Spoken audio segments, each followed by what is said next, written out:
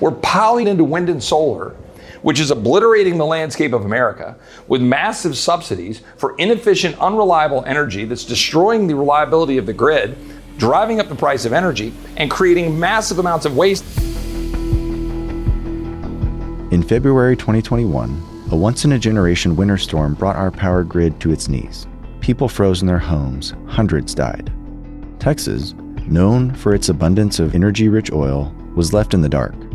With the resources to avoid such a calamity within reach, how could this have happened? If instead they had invested in natural gas plants and in coal plants, we either wouldn't have had a blackout or it would have just been 30-minute rolling blackouts, which is how the system is designed to work.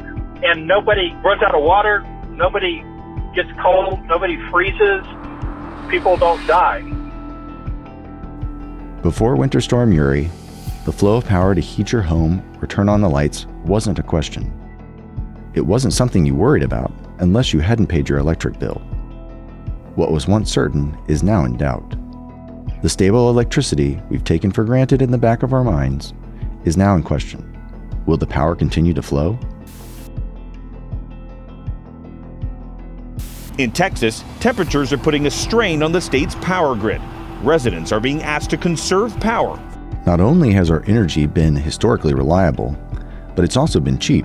If you've paid a bill recently, you may have noticed that change as well. Frustration is running high across Central Texas as people are seeing a real spike in their energy bills. Electricity bills in Texas are skyrocketing. Texas has some of the highest bills in the country. In this season of Exposed, we'll explore what's caused Texas to falter when it comes to producing and delivering electricity. Along the way, we'll uncover an attempt to take over Texas's power grid and highlight how we may be vulnerable to attack, both cyber and physical.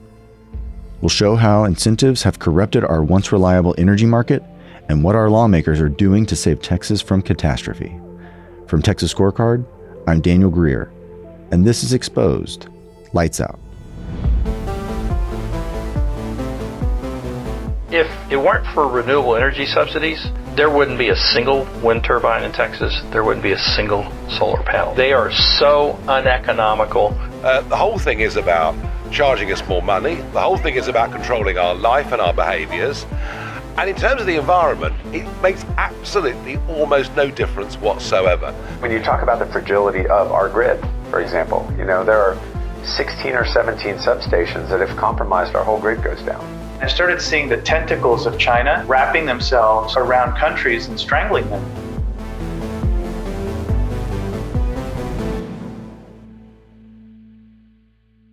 Texans have a world-renowned independent streak. The men and women who settled the state forged their own path, a legacy that persists.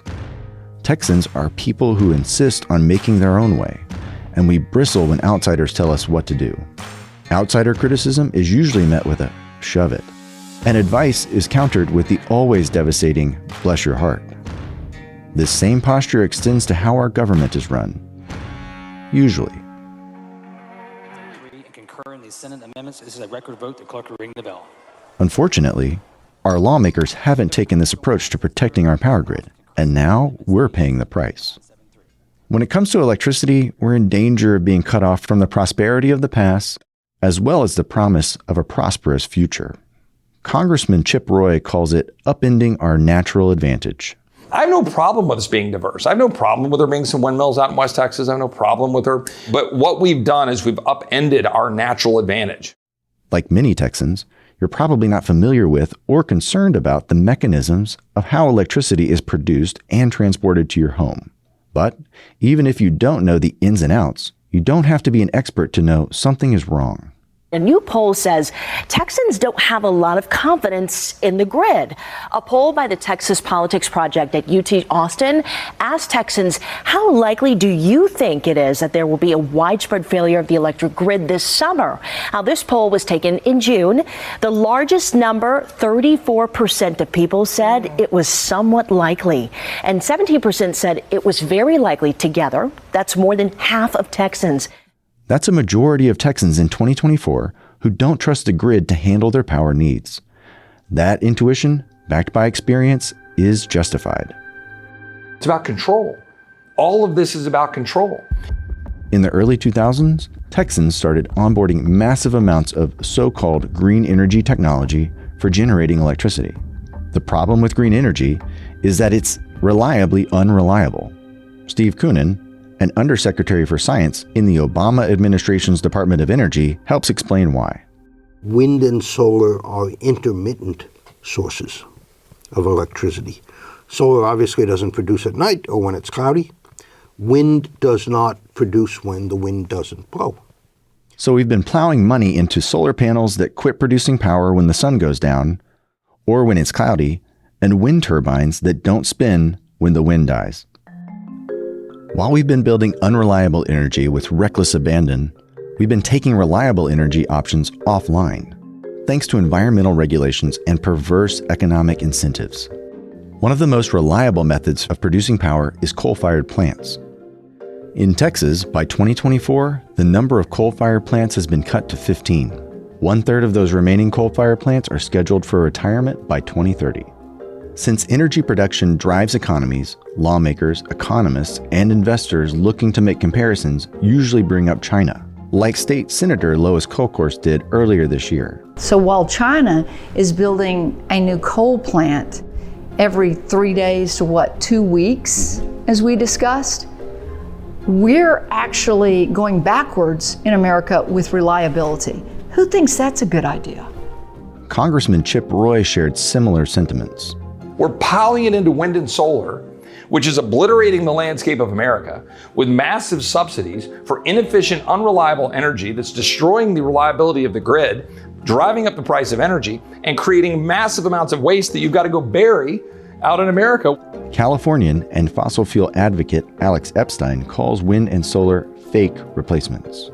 But in fact, what's happened is the solar and wind, fundamentally because they're unreliable, they can't actually meaningfully replace any fossil fuel capacity. And so what happens is, well, if you have this fake replacement and then you're starting to shut down your fossil fuel capacity in various ways, you're going to start to have shortages and price increases. What does this mean for you, the consumer? As Epstein pointed out, the rising fear is that the lights may not come on when the grid is stressed. It also means higher costs. We should still be enjoying the benefits of low-cost thermal generation, power produced by gas and coal-fired plants, but we're not. Jason Isaac, an expert with the Texas Public Policy Foundation, tracks energy costs.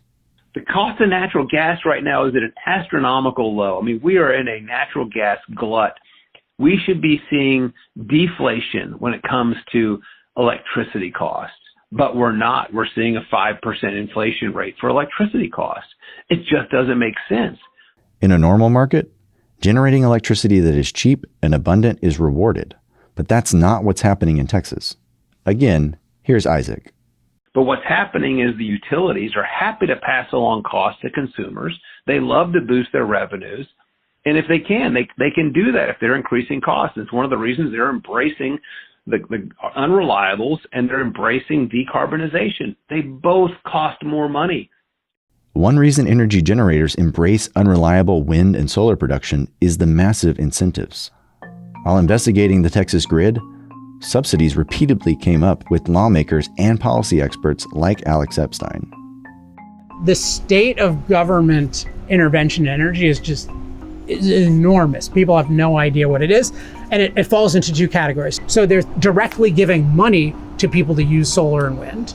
And then maybe the most insidious one and the least recognized is having no price penalty for unreliability. Let's take each of these in turn and deal with the subsidies first. Jason Isaac explains the types of subsidies for wind and solar power in Texas. The production tax credit, the federal subsidy for wind and solar generation, is by far the most damaging subsidy in the market today. Subsidies like the ones the government is giving unreliable energy companies are costly and distort supply and demand. Here's Congressman Roy. I can't possibly put into words how bad it was even before the so-called Inflation Reduction Act 2 years ago. Because of all the subsidies that were in place that were distorting the market and driving up the prices of energy, electricity, gas for our consumers, for our fellow citizens. But you would throw on basically what Goldman Sachs has priced at somewhere around $1.2 trillion worth of subsidies. What's worse is that the spending isn't rooted in reality. Again, here's energy expert Steve Koonin. Governments are just throwing stuff at the wall and trying to see what sticks. So you've got, for example, in the US IRA, I think totally unjustified subsidies for wind and solar when they cannot be the primary source. Maybe he's right. Perhaps the government is haplessly throwing stuff at the wall to see what sticks. But the companies profiting from government subsidies and lobbying Congress, Texas lawmakers, and your local officials have a system and a plan to profit. Texas taxpayers, through the federal government, are paying part of that $1.2 trillion subsidy. Where is that money going? Congressman Chip Roy breaks it down. 90% of which are going to billion-dollar corporations, and the vast majority of which are going to China, undermining our national security, undermining our energy security, empowering our enemies, driving up the prices of goods and services for people. And it's all being done purposely to enrich the fat cats, white liberal elitists who are invested in those companies and who have ownership of the outcome of this. They are the ones that are benefiting. And it's the average hardworking family that's suffering. Jason Isaac agrees with this assessment.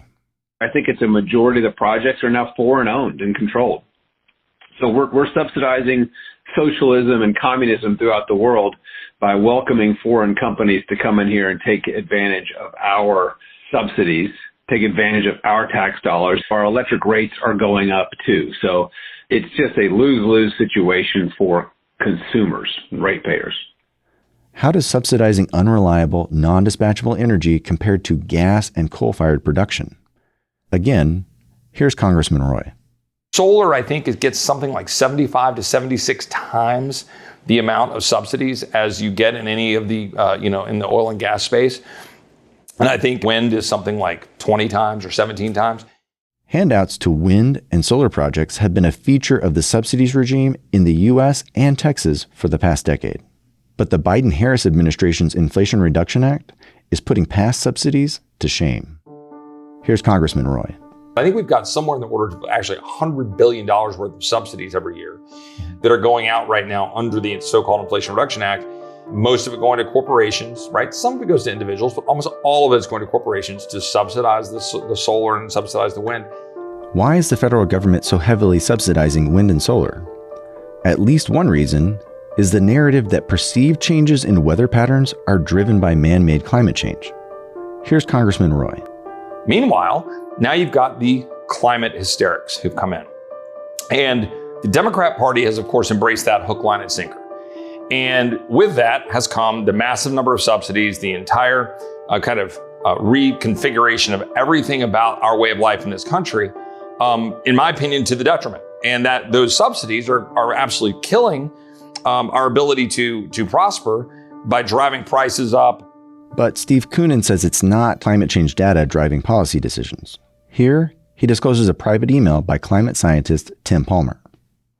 And there's Tim Palmer in an email not publicly published, but broadly published in the National Academy membership. He says, our understanding of climate change, especially at the regional scale, is rather poor. How can a country adapt if it doesn't even know the sign of precipitation change, as the IPCC figures show? And he says the policy and decision makers start to feel uncomfortable when we say that. They'd rather we didn't say such things in public. They claim it undermines the public's faith in the need to take action.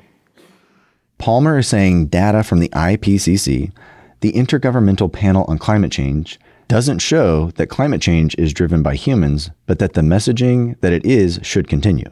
Politicians don't want that fact to get in the way of their narrative or their spending because it undermines the public's buy-in to disruptive government programs.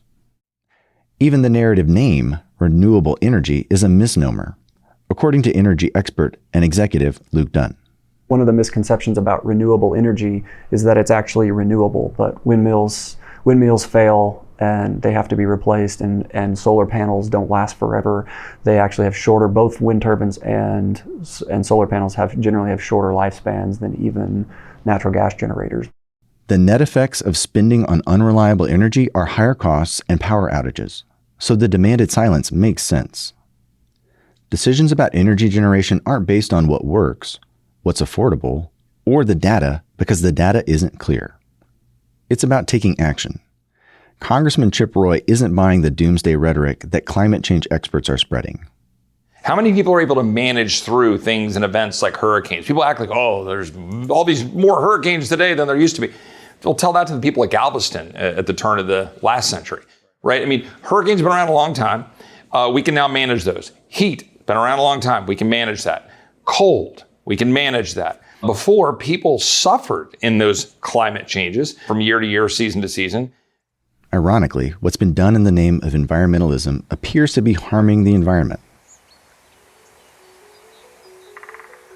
Kyle Bass, an investor who knows energy, puts it this way. We have a big property down the Devil's River, big 20,000 acre property that was a UNESCO dark sky area. Now, you can probably see 2,000, 3,000 windmill lights blinking red all night. You know, this is insane. And in many areas, it's in the migratory paths of monarch butterflies, bats, migratory birds. Mr. Bass says that the aggressive subsidies have the unintended consequence of deforestation and defarming. These are the unintended consequences, in my opinion, of aggressive subsidization. Because if you set the subsidy levels too high, you start to have forests cut down and farms covered up. If you do it carefully and thoughtfully, you may be able to avoid both of those things. This environmental threat has caught the eye of Texas State Senator Lois Kolkhorst. It's absolutely hypocritical, and I completely disagree that they're being sensitive to the environment with wind turbines. Again, let's talk about what you described, what it takes to have a wind turbine or solar panels. How many solar panels are made in America versus China? Let's talk about rare earth materials, whether that is applicable to batteries or to the solar panels or to the wind turbines. And where do those come from? Mostly our enemy countries versus, again, Texas, the Permian Basin, and other great areas of our state having unbelievable deposits of the natural resources of oil and gas. Why aren't we developing that? One of the things that we heard time and time again during our investigation was that green energy projects devalue property.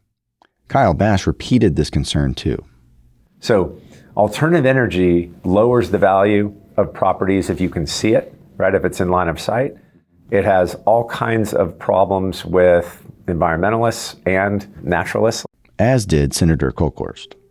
We've had some testimony in Business and Commerce Senate where one lady, I think it's up near Navarro, came in tears. And she said on all three sides of her house, she's going to be completely surrounded by solar panels. And think about that. We talk about the right to own your property and to have that moment, your homestead, your home, place that your children call home, and to be, completely all of her land and what she saved her life for has been devalued. Kolkhorst took action after learning of the harm that can befall landowners next to solar and wind farms. She proposed a measure to lower the likely devaluation of land based on the reckless placement of panels or turbines. And even last session, Senate Bill 624 passed with bipartisan support, and it had common sense things like, for wind and solar, setbacks from property lines, being able to know where we don't even know where wind and solar are going in our state. It's almost like the wild, wild west. But the Texas House let that proposed law die. And it was, heavily debated in the Senate, unfortunately got to the House and did not get a hearing in State Affairs. But it was a common sense approach. So the Texas Energy Fund and some of the other bills that we've passed, we've actually had to do to right the ship from all the subsidies, federal subsidies, and then Chapter 313 agreements, where wind farms and solar farms weren't even paying property taxes to our school districts. Texas Congressman Mark Vesey, during a hearing in 2018, criticized an effort to sustain reliable energy. This administration wants to address the problem by offering financial bailouts and picking winners and losers as it relates to coal. The higher prices and less reliable energy we have in Texas are due in large part to the federal government picking winners and losers. The winners they're propping up are unreliable green energy. The losers are reliable energy sources like coal and natural gas. Consumers are paying the costs. Ultimately, the losers are Texans. Here's Senator Kolkhorst. Why was no one building what you call dispatchable? The reason that we're not doing it is because the renewables are so heavily subsidized. None of this is saving the environment. It's only making the lives of human beings worse. Listen to an excerpt of this 2017 speech from Tony Abbott, the former Prime Minister of Australia. Environmentalism has managed to combine a post-socialist instinct for big government with a post-Christian nostalgia for making sacrifices in a good cause. Primitive people once killed goats to appease the volcano gods. We're much more sophisticated now, but are still sacrificing our industries and our living standards to the climate gods to little more effect. So far, climate change policy has generated new taxes, new subsidies, and new restrictions in rich countries, and new demands for more aid from poor countries. And while Congressman Chip Roy largely lays the blame for climate hysteria at the feet of Democrats, Republicans don't get a pass. But we shouldn't be buying into hysteria that is actually crushing the ability for the average American, people around this world, to prosper according to what God gave us. And that's what's happening, and Republicans should be bolder about it. Alex Epstein, speaking from the perspective of a market analyst. So when you're getting to how resource intensive are wind and solar, that's mainly relevant insofar as it shows up in the price of them. And when people think of wind and solar, they have this fantasy that it's just the sunlight and the wind gusts and that's it. But one of my points is you need to look at the whole process. And if you look at the whole process, you can see it's very materially intensive, it's very land intensive. And especially if you factor in the thing that the advocates don't factor in, which is the need to make them reliable. In Texas, we haven't been fully given over as sacrifices to the climate change gods, but a sneak preview can be seen in California. There we can see the logical conclusion that poverty is the point. They tell people not to charge their electric vehicles between 5 and 10 p.m. during peak demand times because they just don't have enough electricity on the grids. And now California wants to mandate those, but then they want to also tell you that you can't charge them, the hours that you're home from work. It's amazing that anybody still lives there. How do we right the ship? Luke Dunn has a straightforward solution. The only way to fix this from a market standpoint is to take away that incentive for the unreliable generators and to put everybody back on an equal footing where the reliability and the deliverability is appropriately factored in for both the intermittent generators and the dispatchable generators. You've got to get away from all of this reconciliation jazz and all this friendship and all that kind of business in this world. Reconciliation in this world means only one thing. When one side gets enough power so the other side gets reconciled to it, then you got reconciliation. Join us next time as we explore a power grab to nationalize Texas's grid, a move that could lead to more blackouts, not less.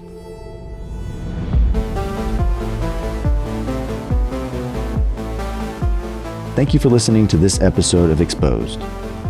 We'd like to thank Kyle Bass, Luke Dunn, Jason Isaac, Bill Peacock, Alex Epstein, Lois Kolkhorst, and Congressman Chip Roy for participating in interviews featured in this podcast. For more information on this topic and others facing the state of Texas, please visit texasscorecard.com.